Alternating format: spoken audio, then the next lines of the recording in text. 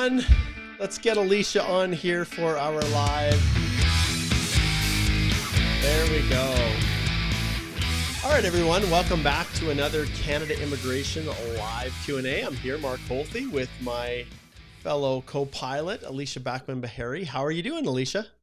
I'm doing well, Mark, and it is a blustery day in Alberta today. I was looking at the wind speeds down by you in Lethbridge, and it said that it's supposed to hit like 80 or 90 kilometers per hour today. So I am so disappointed. Last night, I was scheduled to have my first inaugural pickleball lesson for beginners, and it was too windy. I was so disappointed. But hopefully tomorrow the wind will be a little bit nicer. But that's one thing that we have down here in Lethbridge is we have the Chinook wind, and it likes to blow. And when it does not hold back. So, but the one positive is that during the winter, when the wind decides to blow, it blows the snow away. So often I don't always have to shovel my walk, which is you take the pros and the cons. And if you're a kite flyer, well, the wind's probably still blowing too hard for you to fly your kite. I was trying to ride my bike yesterday, and I could barely make it up the hills with the wind blowing me. Yes. Well, with this darn back that's been giving me grief, this sciatica, my back specialist that you kindly referred to me, indicated that I needed to walk every morning. So Simba and I go out every morning for a half-hour walk around our little lake, and I record it on Strava. So if any of you Strava followers are there, you can find me and watch our little journey. But it's helping. It is. So that's positive. But like you said, walking into the wind was an extra special exercise yesterday and this morning. Although this morning it wasn't as bad. I sure hope it doesn't get up to 80 or 90 kilometers an hour. But good luck with my poor roof here. It's already taken a beating because of the shingles. Anyways, there we go. So there's the weather update from Calgary and Lethbridge, Alberta, brought to you by the Canadian Immigration Institute and our 2024 Express Entry Accelerator, which, guys, tonight is the masterclass. So if you have not yet subscribed, and I've got one person who is asking some big questions about what to do with an accompanying spouse here in Canada that they want to list as non-accompanying. That's one big question I will be addressing tonight from 4 p.m. to 6 p.m. or whenever we get through the questions, Mountain Time. We do it usually every other week, Wednesdays. And when you subscribe to the course and you are a part of it, you become part of the community and then have access to these bi-weekly master classes. And you can literally ask anything. So anyone who comes and says, oh, Mark, I didn't find this information in your course. I'm not sure if it's worthwhile for me. Come to the masterclass and ask the question. And then we will incorporate it into the course for future people. But I can tell you, we pretty much hit on everything by this stage. So if you haven't done that, get in there, subscribe. Congratulations to those of you who finally were seeing draws, which is positive. Things are still quite high. And if we slide over here, Alicia, oh, that's not the right one. Okay, let me see if I can find it. I've got a whole bunch of different screens here. See, that shouldn't be OneWeb. This should be. Okay, that's not it. There it is. Okay, push the wrong button. We're together here. So you can see, guys, the rounds of invitations. So on May 31st, just 6 days ago, there was a Canadian Experience class draw. So it's there. We saw it. It happened with the CRS of 522, and they invited 3,000 people. So we've been talking about this for a long time, right, Alicia? And it's finally here. Yeah, and literally, like, just before that, the previous draw was a PNP only draw. And the nice thing about that, so if we go back to previous rounds of invitations, you'll notice that the day before they went in and they cleared out all those people that had just the provincial nominations. So 676 was the minimum CRS on that. And by the way, if you get a notification of your nomination, then you get 600 points. So those people actually had only really very few. Yeah, the lowest had 76. And Alicia, This is interesting, okay, you guys, because when they did the massive CEC draw back on February the 13th of 2021, I think it was draw 176, that draw, the lowest CRS score was 75. So just to put it into context, I think when I did my calculations, the lowest score you could possibly have and still get into the express entry process, I think is about 67 points or 68. That's without even having high school or anything. You just have the language, you have the 1 year of Canadian work experience, and you can just eke in with CEC. But Yeah. under, aside from PNP nominees and nominations or some crazy massive CEC draw, we're never going to see those totals. Yeah. So kudos to the government, kudos to Minister Miller for actually listening to everybody who is crying out and saying, please, please, please do something for people who have been in Canada, who have that Canadian work experience, who have been waiting and hoping for some way to stay here and to become a permanent resident because time is running out. So I see you jumping Minister Miller there Yes. around at the bottom And of the Minister screen. Fraser is like, oh, hooray, my buddy. He actually gives to give some good news after I created this big mess of my immigration program. Okay, out. All right. So Miller, good for you, buddy. Good for you. Yeah, and so this was the first PNP only draw that we have seen since they switched over to the new system with targeted draws. They had not done it any PNP specific. They had only been doing those general draws. And, we were suspicious. We were trying to figure out, well, why have they paused everything for a month? And it seems like this is why, because they went back to this PNP only world, which has the great effect of giving everybody who has a provincial nomination an invitation to apply. And then literally the day after, now they did the CEC. And that's significant because had they not done that, the CRS in a CEC would have been extremely huge, right? Because they would have still had all those PNP candidates in there.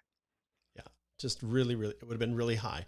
And if we just drop back, we can take a quick peek at the what we were looking at. So you can see here, May 31st, and then 2 days before, sure, 2 days, the 30th and the 31st, maybe some people piled in, but generally speaking, the 29th. And if we look at the cutoff, March 19th was the tiebreaker. Whenever they have an even number like this, there's always going to be some people that have 522 that didn't get drawn.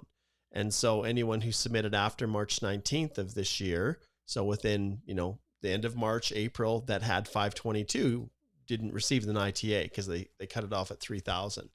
So when you look at the total number of people that are in the queue here, you can see 600 to 1,200. This is interesting because the numbers that we're operating with here, going ahead here, the numbers that we're operating with within this round of invitation, you can see are inclusive. They didn't update this.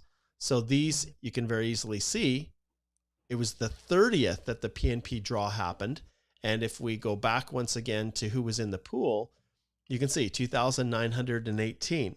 And the express entry, the PNP, 2,985. So in one day, that's how many people jumped in there. Was about 60 and change.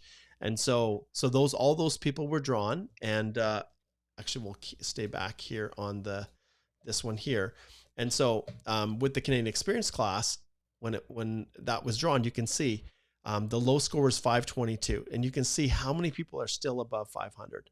So there are 14,000 between 501 and 600.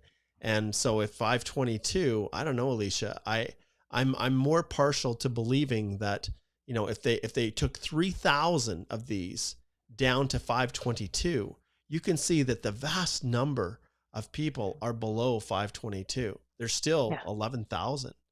Yeah. So between 501 and 522, there's still 11,000 people. So when is it going to get below 500? Not anytime soon, you guys. Not anytime soon. And yes, some of these could be FSW, right? But the reality is that's pretty darn hard to get up this high unless you have French as an FSW.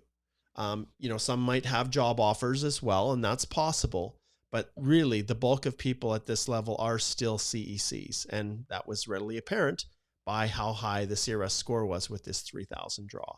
So that's the world we're living in right now, you guys, with this. And at least people have somewhat of an idea. It's interesting, Alicia, I just had, I post things on Twitter, and I lamented the issues with, some of the post-grad work permit holders that,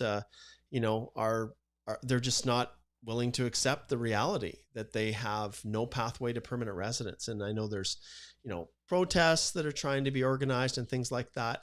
And I am very, I'm very, very compassionate towards people who came, who were told a certain set of things and that really induced them to choose to come to Canada. And now that dream is just not going to happen. I have tremendous capacity, tremendous compassion for them.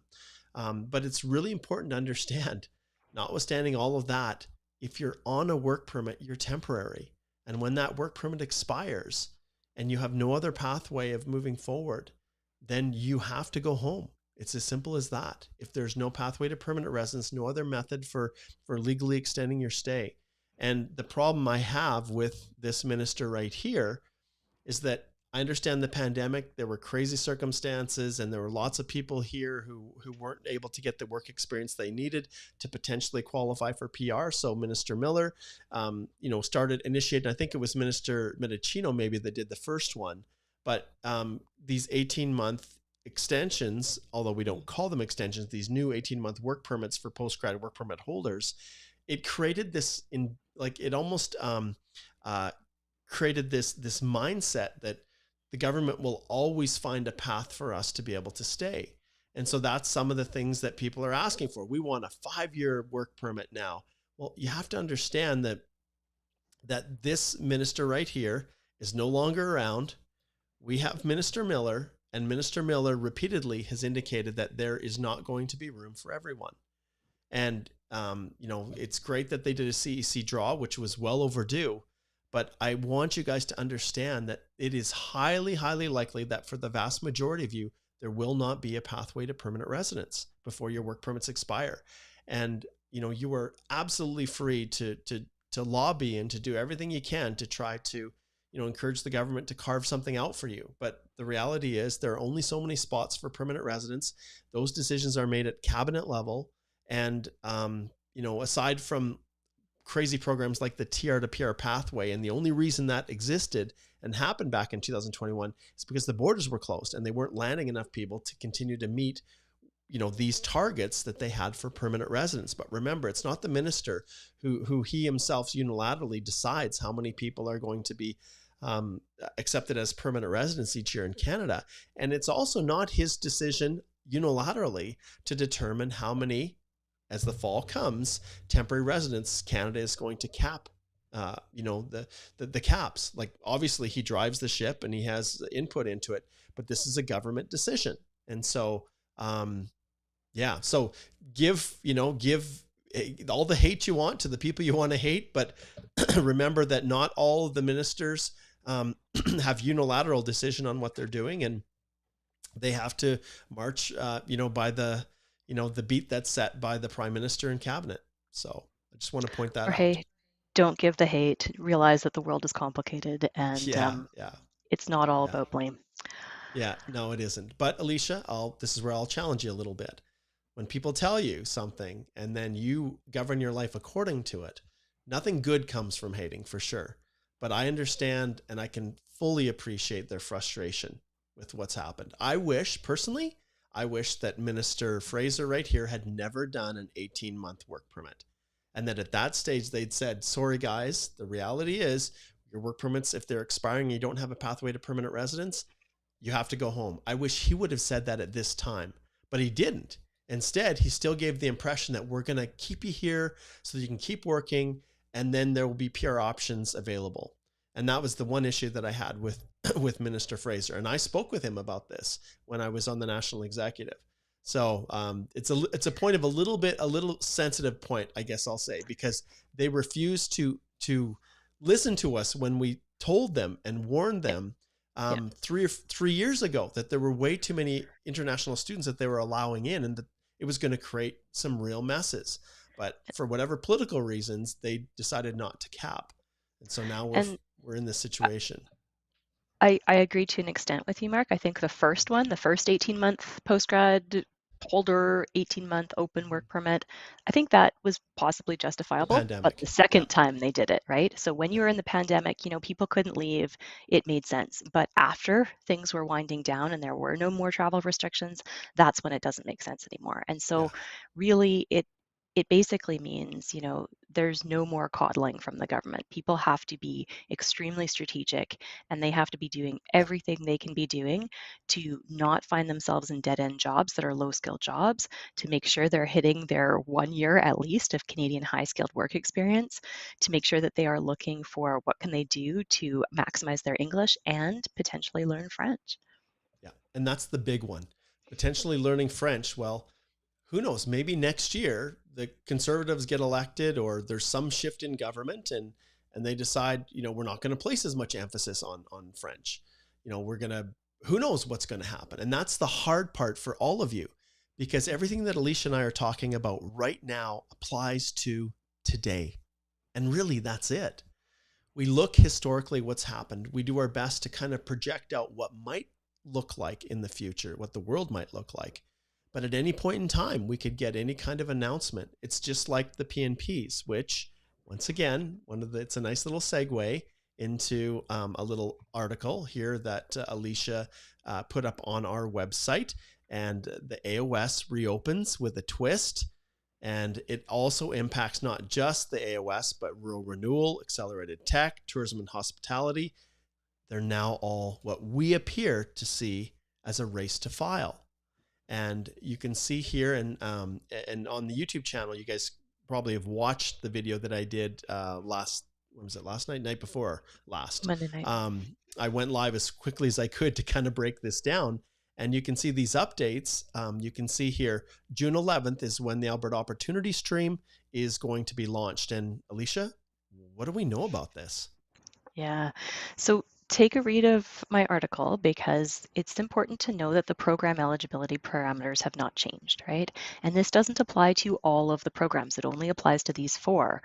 But these are the ones that have the greatest volume and the greatest demand. And so it's important that this new kind of gatekeeping functionality is going to apply to these 4. And so as of June 11th, so they announced it on the 3rd, but it's not going to actually roll out until June 11th, because that's when they're opening up more spots. But there's nothing giving the details of what exactly the timing's going to be, other than we know that you still have to meet the same program eligibility requirements for AOS. And so I've gotten a number of clients emailing me asking what's happening with AOS. Keep in mind that, and I've seen some things that were going out to the Ukrainian community in Alberta, because there's so many Ukrainian open QET work permit holders who are really trying to figure out if they will qualify for AOS. The problem with AOS, one of the big things, is that you still have to have those language test results, and you still have to have an education credential assessment unless you've completed a certain level of education in Alberta already. And if you don't have those things, there is no point piling in and trying to submit an application on June 11th. So be really careful that you do meet all the program eligibility requirements for AOS in the first place. So the streams that are not affected, keep in mind, general Alberta Express Entry, other than the tech pathway, those are going to kind of proceed as regular, and then the entrepreneur streams. So those ones, there's not a ton of applicants under the general express entry, because what happens is they're really only looking for people who have dedicated healthcare pathway with an Alberta job, or a priority sector with an Alberta-based employer. So those ones have a smaller volume, and you'll see there's only like 20 or 30 or 40 spots being given out on the general express entry. When we do look at AOS and Alberta Tech, this is where the interest is. And so this is going to open up, and they've given the dates. So I actually put the table in here a little bit lower down below on this new intake system. So the government has said they're going to open up only a limited number of spots, June 11th, July 9th, August 13th. So there will be one date per month until the end of the year, and they're only opening up these number of spots. So it is probably going to be an absolute race to file. Who can get these applications in? Keep in mind, Alberta is very cagey. So they say, even if you get your application in, you're just in a pool of applicants. That doesn't mean that you get your application considered. It definitely doesn't mean that you're guaranteed a nomination. So you still have to pay that $500 application fee. And I've got a bunch of questions about how they're going to notify people when the cap has been reached. Will you get your fees back? Do you have to keep submitting another $500 every single month? How are they going to manage this?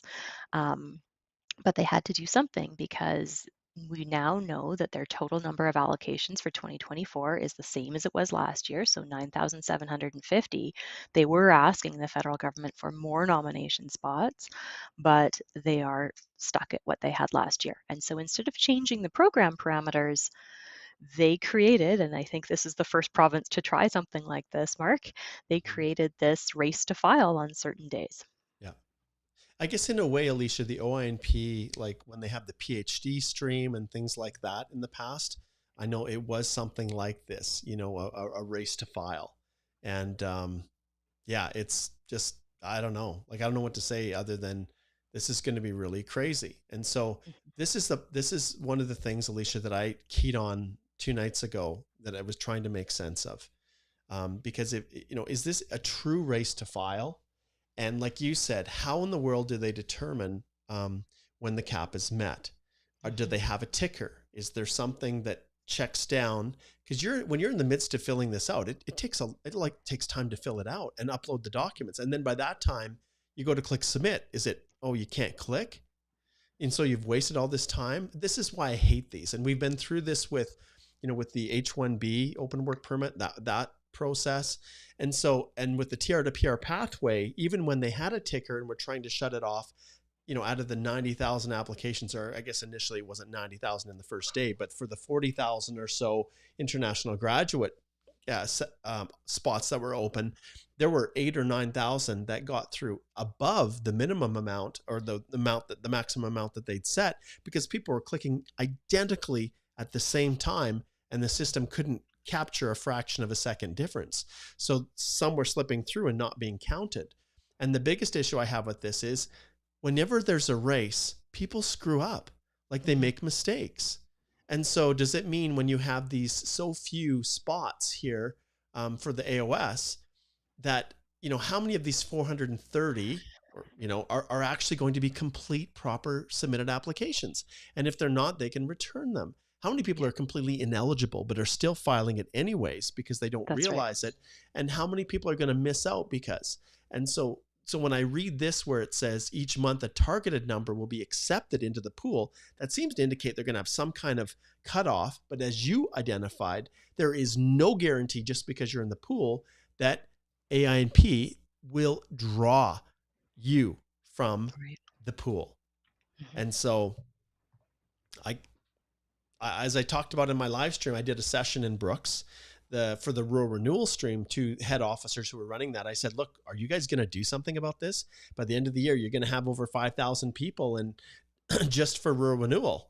And like you've very astutely identified here, no longer is it carte blanche open season for even the rural renewal stream. Do you want to chat about that, Alicia? Yeah, like take a look. So rural renewal stream, on when this opens, when they open it up for June 11th, they're only taking 145 applicants into the pool. So that doesn't even mean that they're going to be considering, or, there might be ineligible profiles. There might be people who are not eligible for rural renewal who submitted an application anyways. They're only taking 145 people, which means that if you do have that endorsement letter from your community for rural renewal stream, now you've got to start worrying about how long is your work permit valid? How long can you possibly try to keep applying every month and hope that you get one of those 140 spots, because your time might run out before the end of the year. There's a very few number of spots here. Yes. And if we go to I just pulled this up here in the background, we now know clearly 9,750 is what they have. Now, there's still the possibility that they get a couple extra like they did last year, that pushes it over 10,000 maybe. We don't know for certain. But right now, 9,750 is what they're dealing with. And you can see here, this is the summary of the 2024 nominations issued and total number of, nominations available per stream.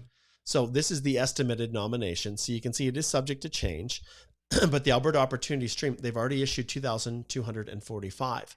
And one person brought up, Alicia, well, how's this possible? If they already have 2,245 and there's only 5,393, these are issued.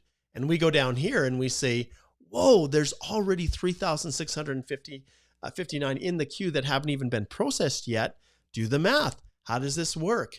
And it's pretty simple, you guys. When it comes to the Alberta Advantage Immigration Program, they can do whatever they want. And just because your application is in the pool doesn't mean that it's going to be processed like first in, first out. And so they have the ability to choose industries that are a priority. And I'll flip back here and I'll show you what I mean by that. So when we look at we have here the processing times, you will see that for Alberta Opportunity Stream, they're processing applications October 26, 2023. But then if we look at the dedicated healthcare pathway, they're processing applications received May 13th, 2024. And the other pathways that are initiatives, January 20th, 2024. What does that mean? It means that they're not treating them the same. And so it's not a first in, first out with any of these programs.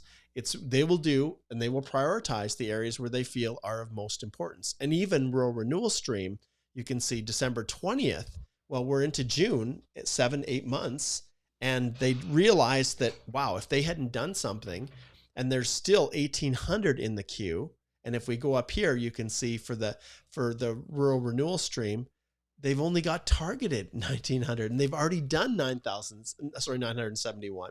So you can see even within the rural renewal stream, there's going to have to be some kind of an equal distribution of some form between those communities. Like I know Grand Prairie right now is really like they were really ahead of the game, and they've had lots issued. And I had a chart showing at one time year to date kind of, or program to date, how many were issued for certain communities. And the ones that got in first have really been getting a lot of nominations, and the ones that are just new to the game, but I have to assume that there's going to be somewhat of a, pro rata or a distribution amongst the communities when it comes to actually issuing the nominations under the rural renewal stream.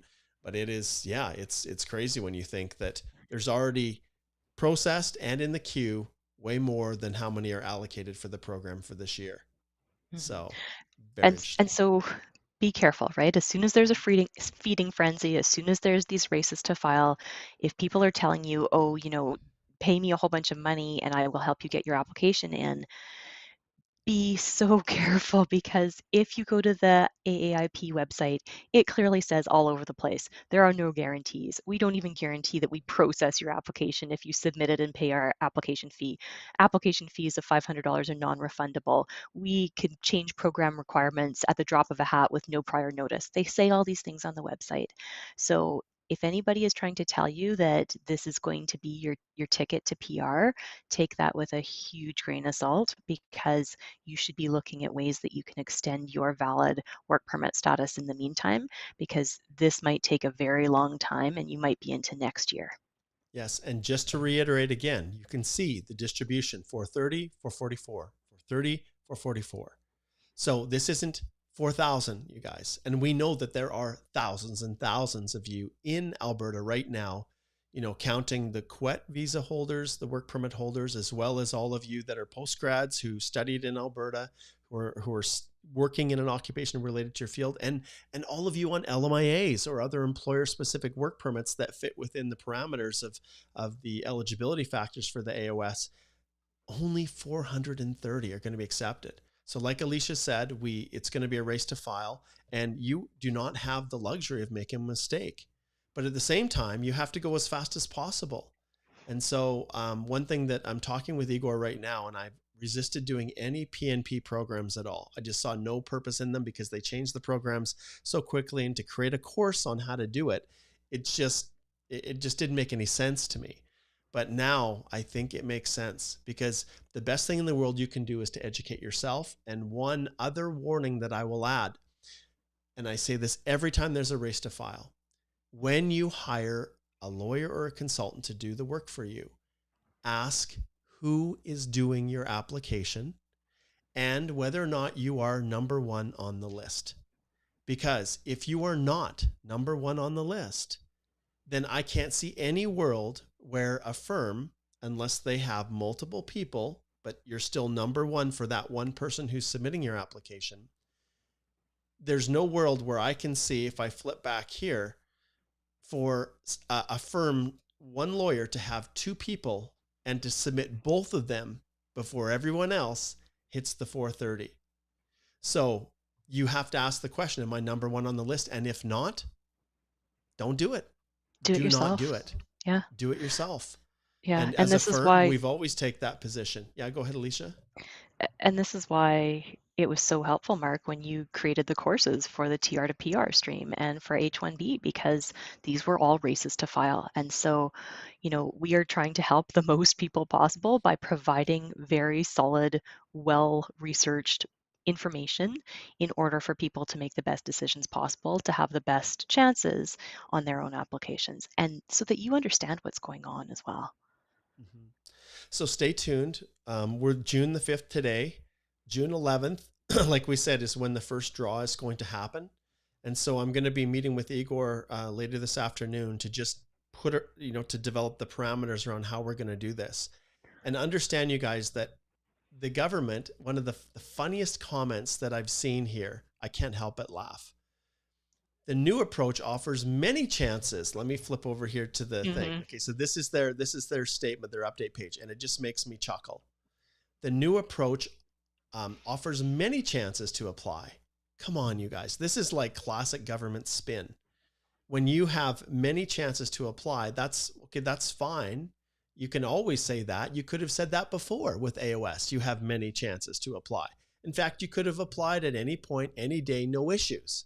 But now they have literally restricted you to one day, because there's no way, Alicia, that each of these is not going to fill up on the very day that they do it.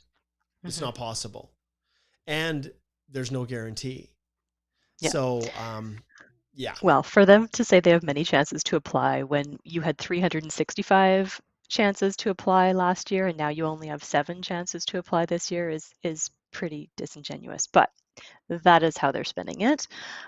So make sure that you know what's happening, what the eligibility requirements are. Also, and we didn't talk too much about this, but it applies to tourism and hospitality, right? That little kind of blip, the flash in the pan that happened back in February when they opened up that program and then slammed the doors shut within 48 hours. They are now opening up a few more spots, more than I thought they would actually for tourism and hospitality. To be fair, it's more than I thought they would have opened up again. I agree. Yeah. But now people, if your only shot at PR is tourism and hospitality, same thing. It is now a race to file. And tourism and hospitality had really strict parameters about what was required in order to be able to have that employer support and things like that, and the industry within which your employer was working. Yeah. And if you're wondering, what the heck happened with tourism and hospitality, we talk about this all the time, but on our website, you guys, right at the top, let's go to our main site here. Let's see, I'm going to enlarge this so we get the top. Whoops, I'm going the wrong direction here. There we go. So you can see here, we have our blog and our resources. And one of the resources is our podcast. So Alicia and I have been pumping out new episodes left and right. We got another one that's going to be released. I meant to get it released last week, but it's still on the real cost of immigration. But if you go back here, Alicia and Igor did a special podcast. I'm trying to remember right here, episode 133 on the tourism and hospitality stream. And it was crazy. So, looks like I'm going to let Alicia just drop off just for a second here, and I'll continue down here, and then we'll pull her back in when she's back on. We have client emergencies even in the midst of our live streams, but from here you can see there's a ton of different topics and just everything that you could find, especially when you're traveling. Make sure that you subscribe to this, because the podcast, we always have a lot more insight. Often we will build them off of our blog posts, and then just flush out all the details. So the blog post hits the high points, and I think we may have even done a tourism and hospitality. I'm trying to remember if we did a blog post on. Yeah, we did. So often we'll do a blog post, then we'll do a more curated podcast episode. And of course, as you guys have seen repeatedly over the years, as soon as something is announced, I go live. And for those of you who are watching on YouTube, which is the majority of you, I broke down in depth what this program change with the Alberta Advantage Immigration Program really looks like. And so all you need to do is go to I'll flip over here, and let's see, we'll just jump here, and I'll go to this one. Poor Alicia's struggling with a client here. When you get here, you can see, I've got a whole bunch of nice things here. Let's see, maybe we didn't, it's live. That's why it's on the live. Okay, here it is. So I did this live. We've got about 5,000 views on the changes in real time. I did it as fast as I possibly could to get the information out. So that's pretty much kind of what you can expect from us. All right, while we're waiting for Alicia to reconnect with us, let's go through, and I'm going to do a few shout outs. There's been lots to talk about. I know we haven't gotten to a lot of questions. Maybe I'll hit the super chat first, and let's pull this up here. So Bibu says, submitted application, claimed points for sibling. For proof of sibling residency, I have provided his T4 and notice of assessment. Is it enough? No, I don't like that at all. When it comes to proof of sibling residency, what you want is a lease agreement or a utility bill or something showing the address and that the person is currently here. T4 and notice of assessment for the purposes of sibling residency is absolutely not what you want to do. And so let me just flip over here. I will switch to my OneWeb here and I'll show you. So we're going to go to the completeness check right here. And these instructions are on the little radio button as well that you have in your document checklist. But if we go sibling, I think we can search sibling, sister. There, okay, here. So you can see here, it gives specific examples of what you want to prove for residency. So you can see here, evidence that the family member currently resides in Canada must be provided. And what do they provide? Residential lease, mortgage documents, utility bills, and make sure that they're not over 6 months. So no, tax documents are not one that I would identify as being, something that I would want to include. So yeah, you want to try to, if you've submitted your application already, then try to get some other documents and upload them as quickly as possible in a web form to see if you can save it. If you want, as always, you guys know, we talk about it all the time. When I ring the bell, if you want to talk about this further and see if there's a way that we can sort this out, just book a consult, slide over to our firm website, and it's really easy to do that. We make it as easy as possible, actually. So keep going to Alicia. Oh, are you back, Alicia? Let's see here. I'm One back. second. I'm back. Okay. All right. We're back here. So so we're just talking about residency for the purposes of express entry. And the one question here was just on using T4s and notices of assessment as proof of sibling residency. Now, listen, it's possible that IRCC may choose to accept that as proof, but understand that at this stage anyways, I follow exactly what they list in their examples. And any departure from there, you open it up a little bit for an officer to maybe make a decision that you don't like. Okay, let's see. We've got a few others. I guess we'll hit these supers really quick. Just give me 1 second here. Okay, so Demi says, and I'm going to take this away here. Demi says, as a postgrad work permit holder from a publicly funded institution who cannot apply only because my course is non-credit, can I still apply once I have 12 months work experience within Canada, but still on my postgrad work permit? Let's see. Okay, Alicia's back. Let's see. I'm just trying to sort this one out here, guys. Let's go back here and we'll pull this one up again. So Demi says, as a postgrad work permit holder from a publicly funded institution, okay, who cannot apply only because my course is non-credit, can I still apply once I have 12 months of work experience within Canada, but still on my postgrad work permit? I'm not sure exactly, Demi, what you mean by that. I'm trying to make sense of this. Yeah, Demi, I don't know what you're asking here. I'm a little confused. This is one of the challenges that we have with, with these short little character limitations within YouTube. I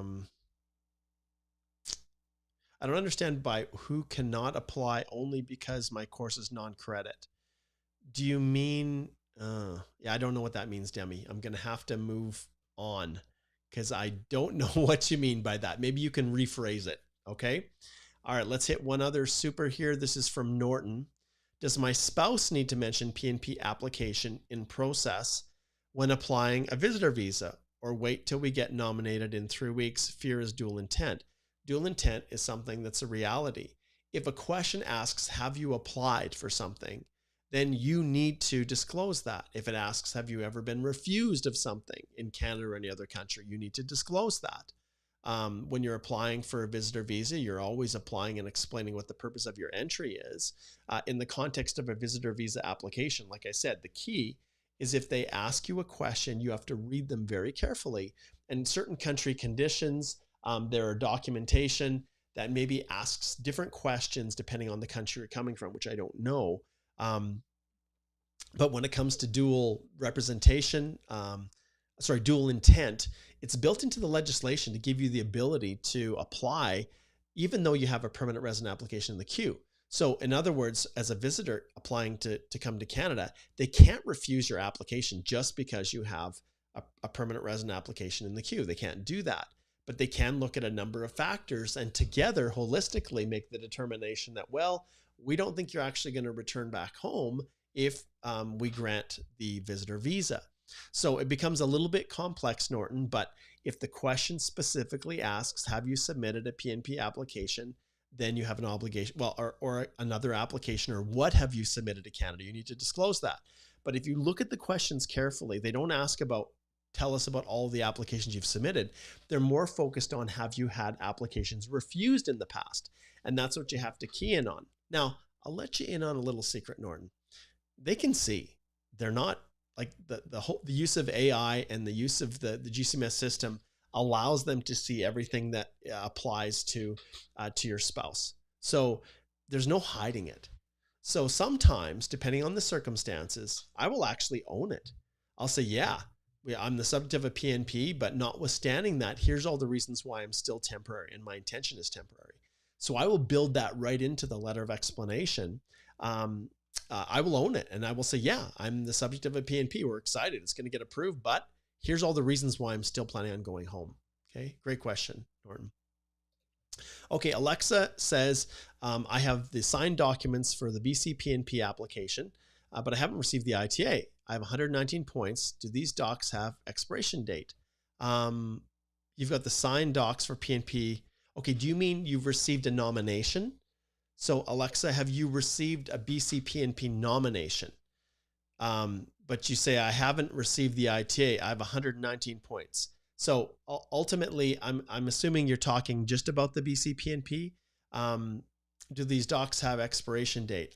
I'm not quite sure. I'm also confused, Alexa, with exactly at what stage you're referring to here. Yeah, so when you submit it, they have, you have to also determine, is there any restrictions on occupation? Because the draws that they do are sometimes limited by industry or by particular category. They're not always all open. And so sometimes just the points aren't enough. You also have to fit into the category depending on if they're doing a general one or otherwise. So that might be what's happening, Alexa.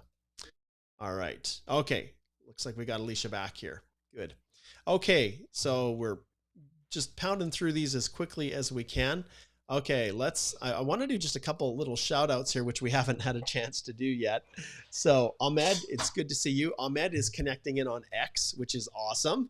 I love new platforms that are connecting in. So good to see you. Hassan is up in Fort Mac.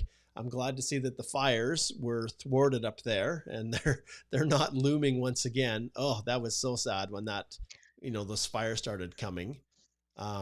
They're still there. They're just under the muskeg right now. Yes. Okay. Okay, Alicia, do you want to predict the next CEC draw points for well, for I PSI? hope they do another CEC draw. Like, I hope that this is not just one and done. I hope they will actually do at least a couple this year, but it remains to be seen, right? Because the last CEC draw was in September of 2021. So, we're glad that they did do a CEC draw. If they do another CEC draw relatively soon, that's going to give a whole bunch of people kind of that lifeline that they need to be able to qualify or potentially have a pathway to PR. So I would hope they do another CEC draw, but the timing of it is really going to matter. So if they do one fairly soon, that's going to help out a lot of people who are in Canada who have that Canadian work experience. If they don't do it maybe until the end of the year or next year, then it only helped a few people. So those 3,000, count yourselves very lucky and make sure that you have gone through that application with a fine-tooth comb. Yes. All right. I'll go through these really quick. We've got Meka, good to see you. Spidey's in YUL, good to see you. Johan, Dubai, hello. Ellen says good day. Aboud, good to see you connecting in as well. And what we're going to do now is I'm going to try to identify, because there was lots that Alicia and I had to talk about. I'm going to try to identify the questions that we feel are going to be kind of the most important and most beneficial for you guys. So understand not everybody's question will be answered. I do answer the super chats, but we'll go through as quickly as we can. Okay, let's pull up this one from Marissa. And this is an express entry question. What do you think about the knock system for express entry? I've seen many supervisors in stores doing regular duties just to get skilled work experience. It's disappointing. Seems very classifying by the government. So, Marissa, there's a difference between the system and people abusing the system, right? So the National Occupation Classification System just says these are all the categories, these are all the ways that we're going to break down your training and your education and your experience and the requirements for the job, and pick one, right? Pick the one that you think best fits the activities, so the lead statement, that opening paragraph, plus the majority of your main duties. And if you are a supervisor, you should be doing supervisory duties. And if people are abusing that system and just doing an entry level job and trying to inflate and say that, hey, I'm a supervisor, that's fraudulent. That is not accurate. It's misrepresentation at very least. And so that is something where immigration can and will and should crack down and say this is not an accurate state of affairs, and you shouldn't be getting points. You shouldn't even be eligible for express entry if it's not in fact a high skilled job, which means that it's got to be at least tier 3, right? So when you look at your second digit of your 5-digit knock code, it's got to be 3, 2, 1, or 0. And so make sure that if you are in a job and your employer is trying to say, oh, just say you're a supervisor, that's not going to fly. That is misrepresentation. The job duties that you do have to be in line with what that knock actually is in order for you to claim it, because people are complicit in this, right? In order for this to actually get submitted, you have to pick your knock, and so pick the right ones. Here's another very, very common question we get. This is on the whole visitor to worker. So Arinzi says, I saw a video, I love this, where a couple on visitors' visas switched to work permits after getting a job through the Alberta renewal stream. So is this possible, Alicia? Yes, it is. The rural renewal stream is based on employers. It's employer-driven process. They're the ones that say, yeah, I like this person and I'd like to nominate them. People can come through the rural renewal stream through being in Canada already, a retention process, already working in that community, or a recruiting process where a company says, look, we got someone who's outside of Canada and they want to come. If someone here's on visitor status, they are technically kind of like someone who's outside of Canada. But Alicia, what are some of the problems with this process, pros and cons? And so there's always a risk if you are on a visitor visa from switching from visitor status to a work permit status from inside Canada, right? The normal rule is that they want people who are on visitor, who are TRV required, visa required from their country of origin, to actually be submitting that work permit application, usually from outside of Canada. There are some circumstances where it could work, but you have to be careful that the reason that you initially said that you were entering on that visitor visa was accurate at the time, right? If somebody comes in and says, yeah, I'm just visiting, I'm going to tour around Banff for 6 months and then I'm going to go home.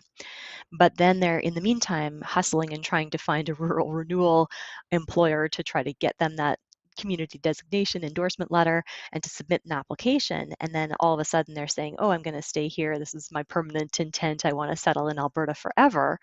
Well, that officer is going to wonder, well, what happened when you did that TRV application initially? And so this is where coming back to dual intent, right? Making sure that you're not misrepresenting, making sure that you're being honest in what your intent was. Your intent can change over time, but you still have to prove that if you had to go back to your home country, you could, and you are going to comply with the extent of the validity of your authorized stay. So if your work permit runs out, you still have to show that you can and would go back to your home country and wait for your PR to be processed. So, and then this is a problem with Alberta because normally Alberta, if your work permit runs out, that's something that you need to notify them of, and it can jeopardize your nomination. So there's a number of things here that people need to watch out for.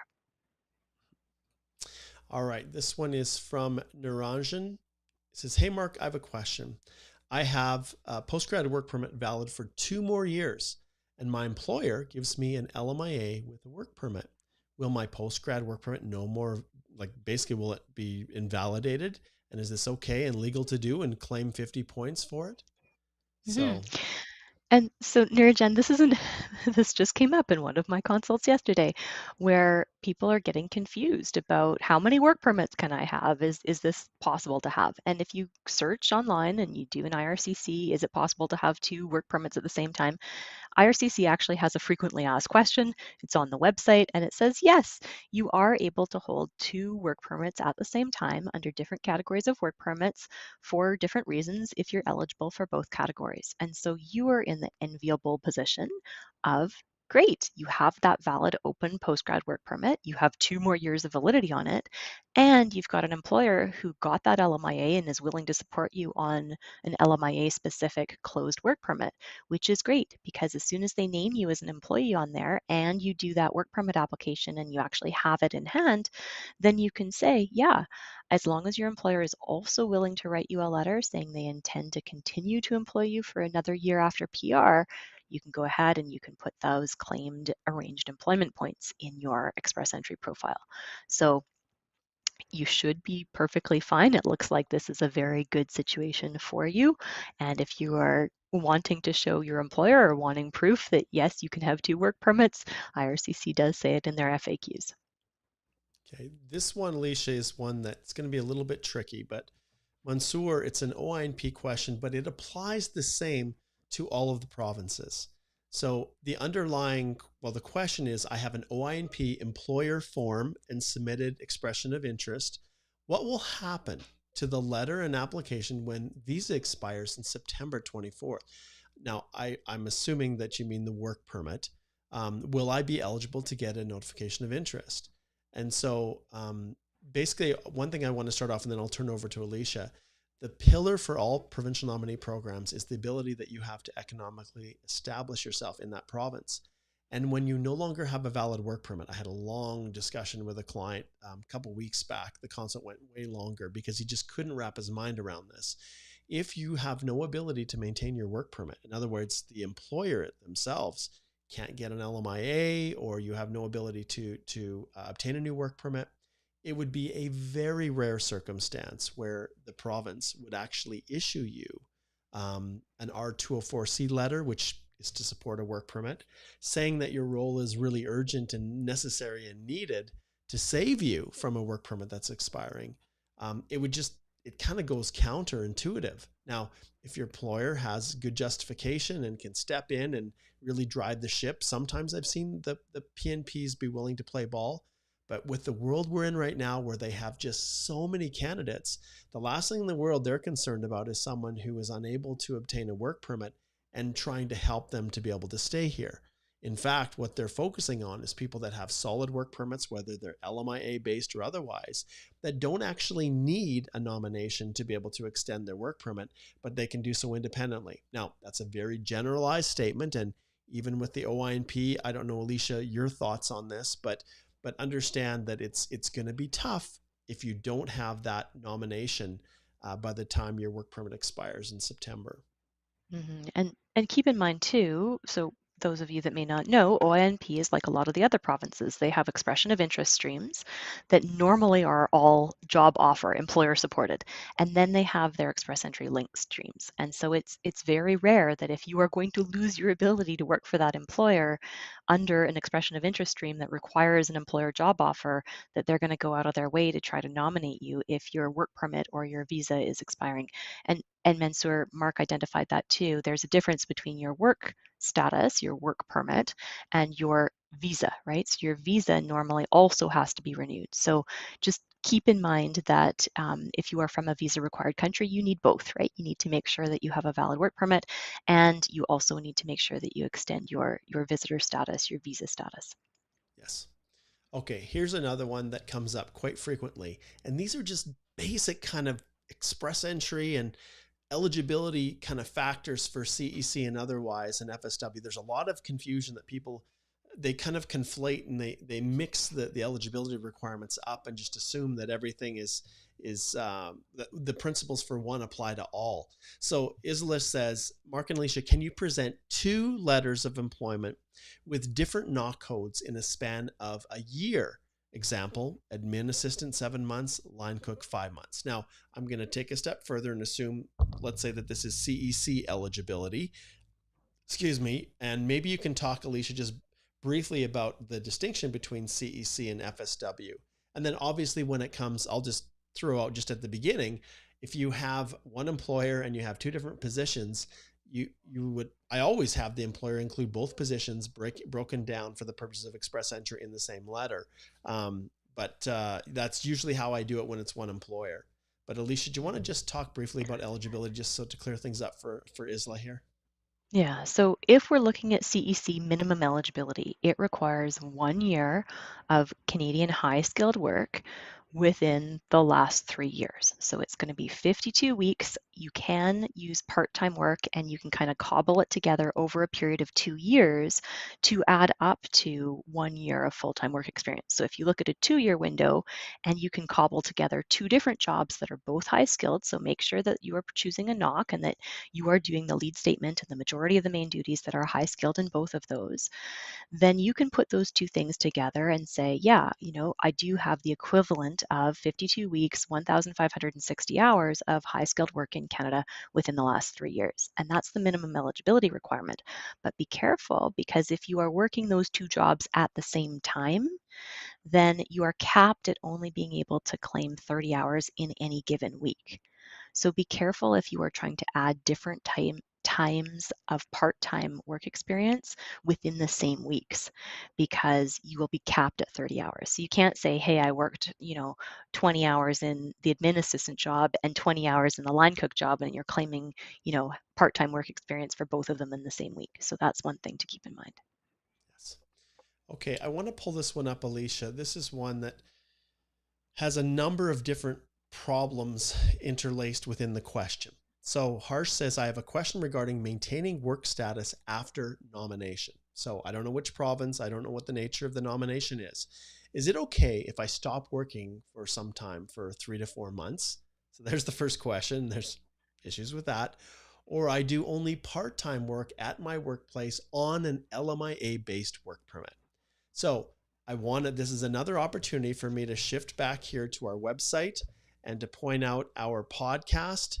And when you go to the podcast, you can scroll down forever down here, all the way down to episode 100. And I encourage you, anyone who's on work permits in Canada right now, start with episode 100 and work your way through our business immigration series, Alicia and I, where we talk about all the ins and outs of the LMIAs, including the requirements for compliance, both you as an individual foreign worker as well as your employer. So with that being said, Alicia, do you want to just tackle this just briefly? One, from the standpoint of the nomination, hypothetically speaking, okay, because I'll ring the bell and say, Harsh, you really should book a consult so that we can look at this in detail. And then just the LMIA world and, maintaining compliance with that tight, restricted world that's full of fines and bans and all crazy stuff. hmm So, Harsh, in general, there are things to be aware of that are risks for you, and there's things that are risks for your employer. And so, one of the risks for you, of course, if you have nomination and you're no longer working, depending on what kind of category, which province you are applying for, and which kind of nomination you received, if that was an employer supported nomination and you had to prove that you're going to economically establish and that your employer is supporting this application, if you're no longer getting paid by that employer, that's usually a material change in circumstances that the province says you need to notify them about. And as soon as you do that, there's a risk that they might say, you know what, we're going to withdraw your nomination. Or IRCC could be looking at your application if you did receive the ITA and it's an express entry linked one, and they could say, well, wait a minute, you're no longer working for the employer, you're no longer getting paid. So that's a risk to your application. The other thing is that an LMIA from your company is very strictly controlled. The company would have had to say, I've advertised and recruited, I can't find a Canadian. When they get that LMIA back from Service Canada, they have to follow to the letter exactly what that LMIA says, what your wage is, what your hours are, what locations of work you have, what the job title is. And if you are no longer doing that, they are supposed to notify ESDC Service Canada and say, hey, we're not employing this person anymore, because it goes into whether they are complying with the terms of the LMIA. So there's potential risks for you, potential risks of non-compliance for the employer. So this is something that we would recommend you reach out and please book a consult so that we can talk to you and understand what's going on. Yes. Okay, Miss R asked a question that I'm not 100% certain what's being asked, but it's the interplay between PR and citizenship, which is when a permanent resident gets married. So what I don't know here, and they inform IRCC. So I'm assuming at this stage that, okay, we'll let Alicia take a little bit of time here and we'll pull this one back up. Actually, I'll go here. And then we'll pull up the question. So Ms. R says, I have a question. When a permanent resident gets married and they inform IRCC, can they still apply for citizenship after 3 years complete per the usual process? Thank you. So I'm going to make some assumptions here because that's all we can in the situations. So Ms. R, if you are getting married after you become a permanent resident, that doesn't change your eligibility individually in any way, shape, or form. Now, I don't know if you're getting married to a Canadian citizen or you then intend to sponsor as a permanent resident through the family class this newly married spouse. But for the purposes of you going through marriage, there's no restrictions on applying for citizenship, irrespective of the marriage relationship. So I think that's kind of what you're asking, I think. So we'll kind of leave it at that.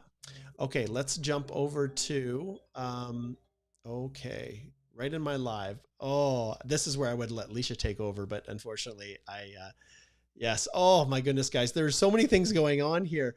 We're trying to get through as many questions as we can. I really, really want this to be as beneficial as possible. Demi came back with some clarification. So Demi's first question was, as a postgrad holder from a publicly funded institution who cannot apply only because my course is non-credit. So what she's referring to is the Alberta program. So that was the confusion I had. So it says we cannot apply when our course is non-credit. And Demi, that's it. If it's non-credit, then no, you can't. If your work is on a post-grad work permit, it's very strict, and the work experience that you have has to be tied to your educational program. But if the Alberta Advantage Immigration Program doesn't accept that education, then it doesn't meet the parameters of work gained while you're on your post-grad work permit in Alberta. If you switch to an LMIA or something like that, then they don't care about the other stuff.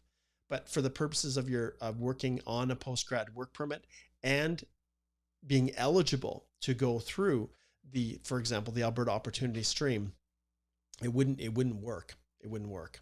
Okay. Let's see here what we have. I'll make sure I'm not missing anyone else here. You guys have bounced in a few more, a few more supers here. Okay, let's see. Mansoor says, on your last answer on ONP employer form, people who submit their EOI from outside Canada without status should also be an eligible, right? Foreign worker S. Yeah. So understand when you're going through this process, okay, and I'm glad that you brought this up. And this is why it is so difficult to give specific answers like how it affects you and your situation. This is why consults allow us to ask all of the questions that we need in order to get what we need to go forward. So sometimes provinces will treat people differently if they're already here. And I get what you're saying. If I'm here, what's the difference between me being here as a visitor versus someone who's applying from outside of Canada and has no status here? Well, one of the challenges that we have is that it all comes down to this ability to economically establish yourself and what the employer, like how they're really supporting you. And when you're already here, you're already working for the employer, and then you have to stop working, then it makes things more complex. And remember that it doesn't matter, even if you meet the minimum eligibility, there's no guarantee that the ONP or the Alberta program or Manitoba PNP, there's no guarantee that they need to continue forward and nominate you. Or if you've, and this is something that I've seen as well, Mansoor. I'll give you an example. So someone who's on a work permit in Canada, their work permit expires, they've got a nomination, that's even been approved through the province, and they've submitted their PR application through the PR portal. So non-express entry. Okay. And there's a lengthy period of time, and then they go home. Well, I've seen situations in there where the province says, "Oh, we're not going to nominate this person anymore because they haven't been able to demonstrate to us that they can economically establish themselves." And I guess the one thing, Mansoor, is that people that are here have had an opportunity to establish or prove that they can economically establish themselves. They give more leeway to someone who's coming from outside of the country, rightly or wrongly. This is just kind of some of the mentality that goes on. Is thinking, well, they have not yet had a chance to establish themselves, and when they come, then they have the ability to do it. And so they do treat people different depending upon the circumstances. Right now, the vast majority of PNP nominations are extended to people that are already here. And so it's just one of the factors that creates discretion in the mind of the officer. Going forward, maybe there's an officer that's sympathetic that says, okay, that's fine, we'll sort it out. But I understand the conundrum. I really do. But when they have so many people out there that are looking for these spots, understand that they just, they can pick and choose. They have the ability to do that. All right. I think Alicia's back here. Okay. Sorry, guys. All right. We have a border officer who's wanting all sorts of interesting documents on a file. Port of entry applications. And you can see it all goes. Okay. Let's see here. Now I want to get just to a few more and then we'll wrap up. So, okay, this is a good one, Alicia. So Anne says, hey, Mark and Alicia, just want to get your opinion. Do you think non-express entry is worth it considering its processing time? Also, what do you think a person should be careful about when going for a non-EE application, I think is the question. I've got an answer for this one, Alicia, but I'll let you give your thoughts on this.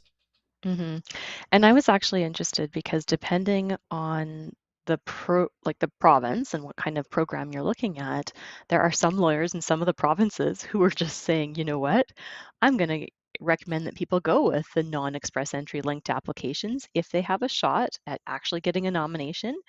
You know what, and they can have that work permit extended and they know that they're going to be able to maintain their work permit eligibility throughout the entire processing period. They are putting applications in there and they are finding that that's an effective strategy for clients right now. Simply put, I apply for everything. Think about it. If you're uncertain as to whether or not you're ever going to get an express entry process, get into that pool, who cares if the processing time is 2 years? If you have an opportunity, it's like having one bird in your hand versus two over there in the bush over there. So yeah, you guys really, really understand that this is something that you just don't want to mess around with. And now I'm trying to get my camera to focus in on me. There it is. Okay. All right. Okay. Alphonse says, hey, Mark and Alicia, my 6-month visitor record says cannot take part in an education program. Can I enroll for a short healthcare aid course less than 6 months in duration? Thanks. Oh, this is a good one. What do you think, Alicia? So, Alphonse, tread carefully. Go look up the IRCC program delivery guidance on short-term courses of studies. There's a whole little explanation about what people can and cannot do. And there's also a whole bunch of new changes to who can study without a study permit. And so they have updated the program delivery guidance on both of those things. So take a look at both of them. Be careful. Make sure that you're not offside because you don't want to be in a situation where they say you're studying without a study permit. So make sure that you're doing it properly. Generally, it's not possible to get a study permit for a school or a course or something that is not a designated learning institution, but you want to be able to show, hey, I did it properly. Right. And one other thing I'll just reemphasize, Alphonse, is that any course that you take of less than 6 months is on entry. So anyone that's on a work permit and then switches to a visitor visa and says, hey, I can now study. The provision is on entry. And that's what lots of people don't get. Yeah. So you actually have to have completed that course within the first 6 months that you ever entered Canada, not on an extension. Yeah. Okay. Wally says, will there be a family connection draw in this year by looking at the chart? So basically what he's referring to is in the context of the Alberta Advantage Immigration Program. If we flip back here, this is what I want to point out here. When it comes to family connection, you can see here, family connection and occupation in demand. So this particular factor that they look at is just is just one, and it's as much occupation in demand as it is anything else. So the reality is I've never seen someone who was given a nomination purely because they have family. So there's always been other factors, and then this one has been overlaid. And I think to a large extent, that's why they have coupled these together. And so essentially the way I approach it, and sure, maybe an officer has a different mindset, or maybe there's different directions. But when I'm looking at this situation, I say, okay, I've got two people that have occupations in demand. I only have 9,000, 725 spots. Well, what other factors is going to set one candidate above another one? Oh, this one has family in Alberta. Well, they're more likely to stay maybe because of the family connection. So, okay, I'm going to have a choice between the two. I'll go with the family connection. But ultimately, there's no real timelines on this because I think they lump it all together. Let me just find Alicia's. Oh, maybe I go back to the blog post here and we'll just open this up quick. And then our poor staff, poor Igor and Prem, they're always waiting for us when we go into OT here. Alicia and I had a bunch of stuff that we were talking about early on. So if you go back to this chart here, you can see what they've done is kind of lumped things together. So if you look here, express entry, tech, rural, tourism and hospitality, the entrepreneur streams, you can see all of these here, approximate application intake totals. These are the totals here. So these ones here this is where there are specific draws. Okay. And as far as the priority, the overall priority, they're still going to continue to do these, when they do them. I don't think there's, Alicia, you can maybe address this, but there's no, specific, breakdown on that. So regular express entry, a regular express entry Alberta linked stream. So this is somebody who meets all the federal parameters for having a valid express entry profile, FSW, FST, CEC, and they meet all the Alberta-based requirements for an express entry linked stream PNP application. They can put their, applications into the pool, but there is no guarantee that that's going to get chosen. So one of the factors, just like Mark was saying, is they could look at family connection. But understand, it's so frustrating because in Alberta, it's like putting everything in a black box, and we know some of the factors that they will consider, but it's not like other provinces where they list specifically, here's your points. You get points for these specific things, which we tell you about ahead of time, and you get ranked. It's not like that. So you have to basically try to convince them based on everything you've got in your application, plus your supporting documents, pick me, and then maybe. And this is an entirely passive process, you guys. And so if we look back, you can see the draw parameters, and this is for the express entry draws. This is the general. So yes, healthcare, we have those. Alberta job offer, right? Healthcare. Priority occupations, construction, healthcare, ag, healthcare. So you can see as you go back, it's just one factor that's kind of incorporated, I guess, if you will, amongst others. Like you'll never see just family. All right. Poor Alicia is working her magic here. Okay. So let's take a look at just a couple more questions and then we will wrap it up here. I'll go with this one here. Okay. Let's go with a couple more and then we'll wrap it up.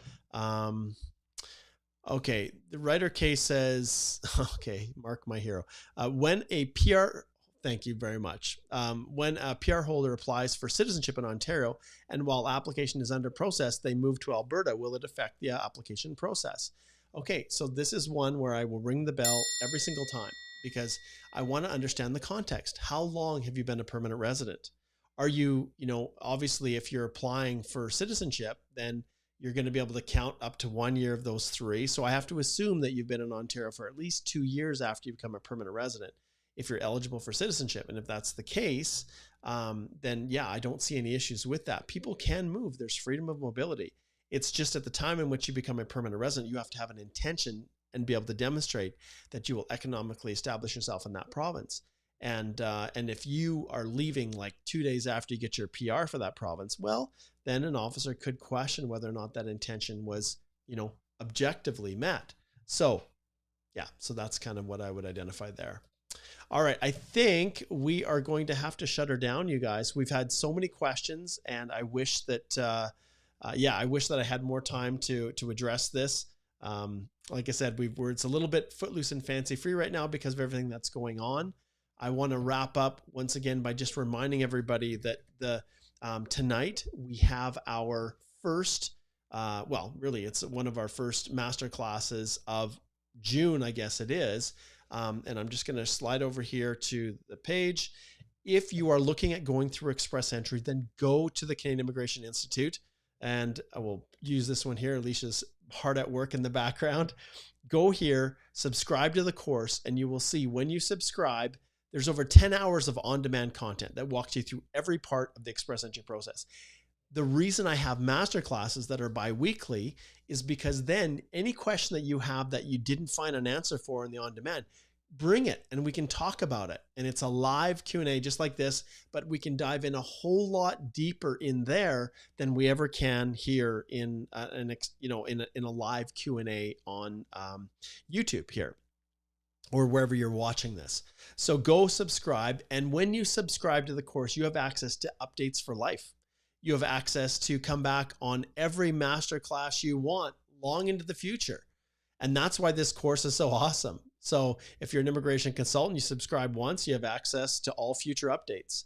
If you are someone who's coming in and you're applying and you can't find an answer and you're searched everywhere, and you can book a consult with our firm, absolutely. When you subscribe to the Express Entry course, if it's related to Express Entry, come join the masterclass. And the cool part about the masterclass and this whole program, once you purchase it once, you have access to everything. When you attend the masterclass, the cool part is that you learn from all the crazy questions that other people bring forward. So it's like a family. We all learn together. And the best part is each time, and I think I've recreated the course from scratch. I did it in literally beginning of this year. I recreated the whole course, every video again. And the course itself is covers everything. It always gets better every time I redo it, because I take all the questions, all the challenges, all the issues, and I rebuild those back into the course. So there's still time. You can join the class tonight, 4 p.m. We go to 6 or until I hit all the questions and answer all the questions that people have. Those who can't attend at this time, it's not a problem, because you just post your question in the community group, and then I make sure that the question is answered in this masterclass. So even if you can't attend the live, you have access to the recording to watch it after. So there's no issues at all. All right. And remember, with our website, we have a ton of information in our blogs. We've got our podcasts. Remember the YouTube channel. And of course, there's the Express Entry Accelerator. Also, I want to point out on our site, if we go to our Express Entry here, we have our Express Entry calculator right here, where you can use it to calculate your score. It also calculates at the same time your FSW and CEC eligibility. So go check that out. That's also a resource for you. And like I said, Alicia, and with both, it looks like Alicia's still going strong. Like I said earlier, Igor and I are going to put together, at least for Alberta, those of you who are desperate for an AOS spot. We've talked about this a lot, but I'm going to put together a quick little course, and the pillar of that course is going to be a masterclass. So there will be masterclasses associated with it. And all throughout the year, we're going to do this, because people who don't get in through June 11th are going to want to be able to have an opportunity in one of the other ones. And if it's truly a race to file, I'm going to give you my secret sauce. I'm going to teach you everything that we do to get everything ready. And go back, watch the video I did a couple days ago on the changes. I gave a little bit of insight and free tips and strategies on that. So definitely check that out. And yeah, that's it for today. I think Alicia is still going strong with her call. So we will say goodbye to Alicia. And yeah, we'll say goodbye to all of you guys for today. Thanks so much for tuning in.